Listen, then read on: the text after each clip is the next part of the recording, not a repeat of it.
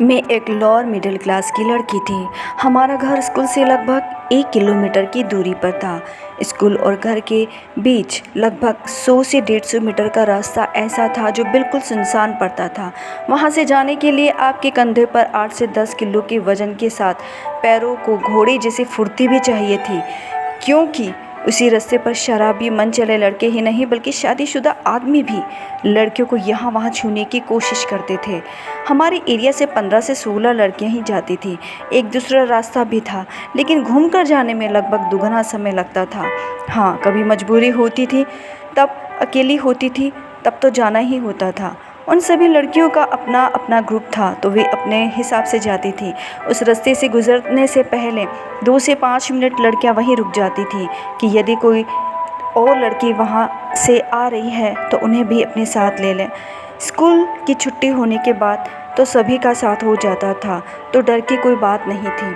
मजबूरी ऐसी थी कि घर में किसी को बता भी नहीं सकते थे। यदि बताया तो मेरी और दूसरी सहेलियों की तरह मुझे भी पढ़ाई छोड़नी न पड़े। ऐसी बात नहीं है कि मैं पढ़ाई में बहुत होशियार थी, औसत थी, पढ़ लिख कर नौकरी करने का भी कभी नहीं सोचा। मेरी खास सहेलियां पढ़ाई कर रही थी, बस इसीलिए मैं भी पढ़ना चाहती थी। जिन्होंने पढ़ाई छोड़ी वो पढ़ाई में मुझसे कई गुना होशियार थी। बस उस रास्ते पर खड़े उन भेड़ियों का डर जो मेरी सहेलियों से ज़्यादा उनके माता पिता को डरा रहा था। कुछ समय बाद हमारे घर के पास ही लगभग 200 कदम दूर एक शानदार मकान में एक परिवार रहने आया। कुछ ही समय बाद पता चला कि उनकी लड़की मेरी ही क्लास में थी।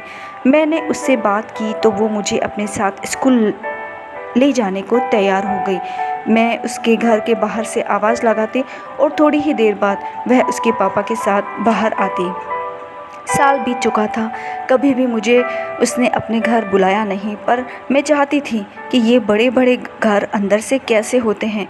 एक दिन मैं उसके घर रोज से 5 से 10 मिनट पहले पहुंच गई। रोज की तरह घर के बाहर नीम के पेड़ के नीचे बैठ गई। वहाँ पास ही पड़े पत्थरों से खेलने लगी। तभी उसकी माँ ने आवाज़ दी कि बेटा अंदर आ जाओ। तभी मुझे लगा आज तो मेरा सपना पूरा हो गया। आज तो देखूंगी कि कैसे होते हैं ये बड़े बड़े घर। घर की सुंदरता को निहारते हुए मैं अंदर बढ़ रही थी। उसकी माँ टिफ़िन पैक कर रही थी। ड्राइंग रूम में शानदार सोफे लगे हुए थे और पूरा घर शानदार तरह से सजा हुआ था। सच मानो किसी महल से कम नहीं था। मैं वहीं खड़ी हुई थी। उसकी माँ ने कहा, जूते उतार कर यहाँ बैठ जाओ।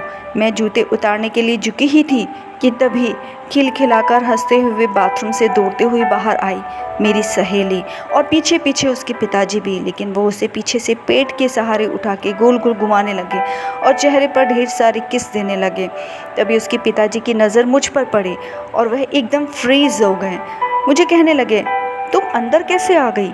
तुम तो बाहर इंतज़ार करती हो इसका। तुम जाओ, आ रही है वो बाहर। एक नज़र मैंने उसकी माँ को देखा। वो चुपचाप बस उसके पिताजी को ही देख रही थी। मैंने अपना बैग उठाया और वहाँ से चली गई।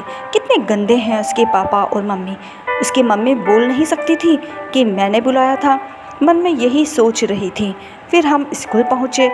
वहाँ मौका मिलते ही मैंने अपनी मन की जिज्ञासा शांत करने के लिए पूछा, तुम तो बाथरूम में नहा रही थी, तुम्हारे पापा वहाँ क्या कर रहे थे?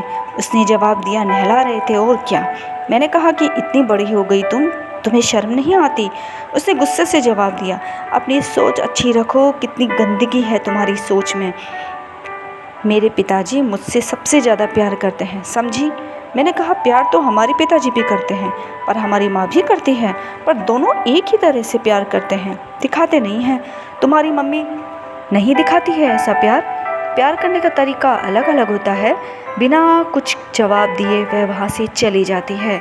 घर जाते समय न उसने मुझसे बात करी। अगले दिन जब स्कूल के लिए मैं घर गई, आवाज़ लगाई तो बाहर उसकी माँ आई। माँ ने कहा, बेटा वह तो स्कूल चली गई। सुनो बेटा, कल के लिए मुझे माफ़ कर देना। वह तुम्हारी सहेली है ना, उसे समझाना कि अपने पिता से थोड़ी दूरी बना के रखें। मेरा नाम मत लेना। मेरे सर पर प्यार से अपना हाथ फेरा। तभी उसके पिताजी की गाड़ी की आवाज़ सुनकर कहने लगी, जाओ जाओ बेटा, स्कूल के लिए लेट हो रहा है तुम्हें। एकदम उनके चेहरे से डर टपक रहा था। डरती तो मैं भी थी उसके पिताजी से, पर मैंने अपना बैग कंधों पर ढोया और जल्दी जल्दी कदम बढ़ाने लगी। कभी दौड़ती तो कभी थकने पर चलती और फिर दौड़ती। दुगना सफ़र जो करना था। लेट हो गई तो टीचर का पनिशमेंट अलग से। एक 15 साल के लड़के के ऊपर टॉर्चर कम थोड़े ही था, सिवाय मेरे घर को छोड़कर। छोटा था, टूटा फूटा था, जगह जगह से दीवारें खिर रही थी, पर असली स्वर्ग यहीं था, अपने माता पिता और अपने छोटे भाई बहनों की छाँव में। कब मिलता तो बांट कर खाते, पर चैन से खाते। मेरा उससे लगभग हर तरह का रिश्ता टूट गया था। वह मुझे अब साथ लेकर नहीं जाती, तो मैंने भी अब आवाज़ लगाना बंद कर दिया था, और कुछ दिनों में ही उसने स्कूल भी छोड़ दिया। उस रास्ते पर पहले ही पहुंच जाती, 2 से 5 मिनट इंतज़ार करती, कोई गुज़रता तो उसके साथ हो लेती, नहीं तो वो लंबा रास्ता ही पकड़ती। एक दिन जब स्कूल जा रही थी तो उसके घर के बाहर काफ़ी भीड़ थी, पुलिस थी। उस घर के बाहर देखने के लिए 1 से 2 मिनट रुकी, देखने के लिए कि यहाँ क्या हुआ है। पास खड़े कुछ लोग बात कर रहे थे कि सौतेला पिता था, इसका तो यही हर्ष होने वाला था। मैं वहाँ से चली गई, अलग अलग लोगों से अलग अलग बातें सुनी।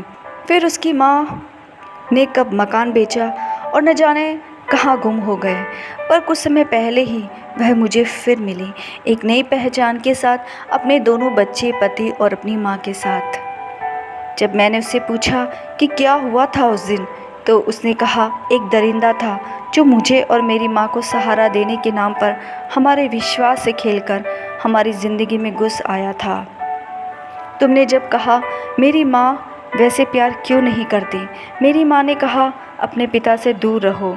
जब मैंने बात मानना शुरू कर दिया तो पिताजी ने बुरा मानना शुरू कर दिया। वो बेचैन होने लगे, माँ से मारपीट करने लगे, रोज़ कई बार।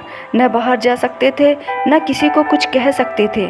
माँ ने उसे अपने जीवन में घर में बुलाया, लेकिन जब उसे हमारे जीवन से बाहर जाने के लिए कहा तो उसने हमें ही बंदी बना लिया। जब तक डर था वो डराता था, जब ये डर नफ़रत में बदल गया तो गुस्सा बढ़ गया, और जब गुस्सा बहुत बढ़ जाता है तब ये डर खत्म हो गया। जब तक डर था वो डराता था, जब ये डर नफ़रत में बदल गया तो गुस्सा बढ़ गया, और जब ये गुस्सा बढ़ जाता है तो डर खत्म हो गया। उसे लगा वो आदमी है, कुछ भी कर सकता है, हम औरतें हैं, अकेली है, उसका सामना नहीं कर सकती।